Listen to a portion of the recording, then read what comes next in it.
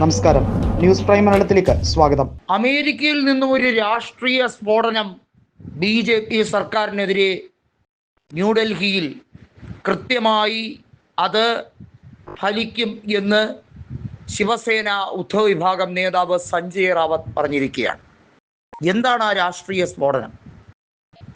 രാഹുൽ ഗാന്ധി വളരെ വ്യക്തമായി പറഞ്ഞു, നരേന്ദ്രമോദി കാലാവധി തികയ്ക്കുകയില്ല, നരേന്ദ്രമോദിക്ക് കൃത്യമായൊരു പണി പുറകെ വരുന്നുണ്ട് എന്ന്. ഇപ്പോഴിതാ സഞ്ജയ് റാവത്ത് ആവർത്തിച്ച് പറയുന്നു, NDA സഖ്യം 2026 വരെ നീണ്ടു നിൽക്കില്ല. ഇത് നേരത്തെയും താൻ പറഞ്ഞിട്ടുള്ളതാണ്. ഈ അവകാശവാദങ്ങൾ ഉന്നയിക്കപ്പെടുമ്പോൾ അതിൻ്റെ തെളിവുകൾ ഗോദി മീഡിയകൾ പ്രത്യേകിച്ചും എടുത്തു ചോദിക്കുന്നുണ്ട്. എന്നാൽ ഡിസംബർ 19 നിർണായകമാണെന്നും നരേന്ദ്രമോദി പുറത്താകുമെന്നും അമേരിക്കയിൽ അതിനുവേണ്ടിയുള്ള വൻ പ്രഹരമുണ്ടാവുകയാണ്. അത് ന്യൂഡൽഹിയിലെ ഭരണത്തെ, NDA ഭരണത്തെ സാരമായി ബാധിക്കും. പ്രതിപക്ഷം കണ്ണിൽ എണ്ണയൊഴിച്ച് കാത്തിരിക്കുകയാണ് എന്ന് മാത്രം സഞ്ജയ് റാവത്ത് വെളിപ്പെടുത്തുകയാണ്. നമുക്കറിയാം, ബൃഹൻ മുംബൈയിലെ തെരഞ്ഞെടുപ്പിൽ ശിവസേന ഉദ്ധവ് വിഭാഗവും രാജ് താക്കറെയും ഒന്നിക്കുകയാണ്. എന്നാൽ ഷിൻഡെ വിഭാഗം ചതിവ് പറ്റിയിട്ടും BJPയുടെ കൂടെ അള്ളിപ്പിടിച്ച് കുറച്ചു നാൾ കൂടി നീങ്ങാൻ വേണ്ടിയുള്ള ശ്രമമാണോ എന്നുള്ളത് അറിയില്ല. വരാനിരിക്കുന്ന ദിവസങ്ങളിൽ ഇന്ത്യൻ രാഷ്ട്രീയത്തെ പിടിച്ചുലയ്ക്കാൻ പോകുന്ന ഒരു സ്ഫോടനം അമേരിക്ക കേന്ദ്രീകരിച്ച് നടക്കും എന്നൊക്കെയാണ് ഇപ്പോൾ സഞ്ജയ് റാവത്ത് പറയുന്നത്. നരേന്ദ്രമോദിക്ക് അധികാരത്തിൽ തുടരാനാകില്ല എന്ന് ഉറപ്പിച്ച് പറയാൻ കാരണങ്ങൾ പലതാണെന്നും, എന്നാൽ അതിൻ്റെ വിശദാംശങ്ങൾ വെളിപ്പെടുത്താൻ തനിക്കിപ്പോൾ നിർവാഹമില്ല എന്നും സഞ്ജയ് റാവത്ത് പറയുന്നു.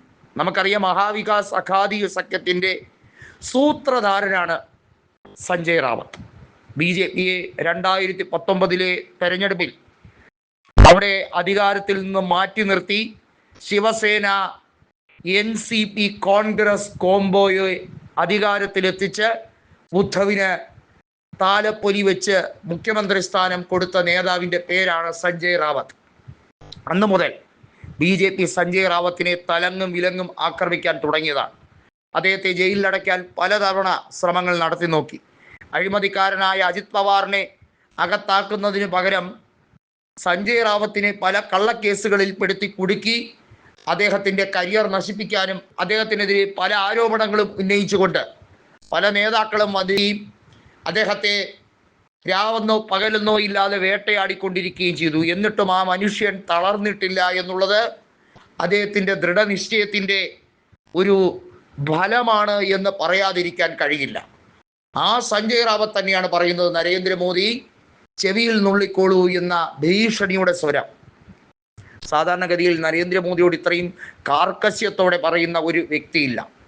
രാജ്യസഭയിലായിരുന്നാലും കൈ ചൂണ്ടി അമിത്ഷായ്ക്കെതിരെയും മോദിക്കെതിരെയും ഭയം ലെവലേശമില്ലാതെ സംസാരിക്കാൻ കഴിയുന്ന ഈ രാജ്യത്തെ തന്നെ അപൂർവ വ്യക്തിത്വങ്ങളിൽ ഒന്നാണ് സഞ്ജയ് റാവത്ത് എന്ന് പറയാതിരിക്കാൻ വയ്യ. ഉദ്ധവ് താക്കറെയെ ഇത്രയും ശക്തനായ പ്രതിപക്ഷത്തിൻ്റെ ഒരു നേതാവായി, രാഹുലിനെ പോലെ തന്നെ ഇന്ത്യ മുന്നണിയിൽ ഏറ്റവും സുദൃഢമായ സ്ഥാനം അലങ്കരിക്കുന്ന ഒരു നേതാവാക്കി മാറ്റിയതിൽ റാവത്തിനുള്ള പങ്ക് ചെറുതല്ലാത്തത് തന്നെയാണ്.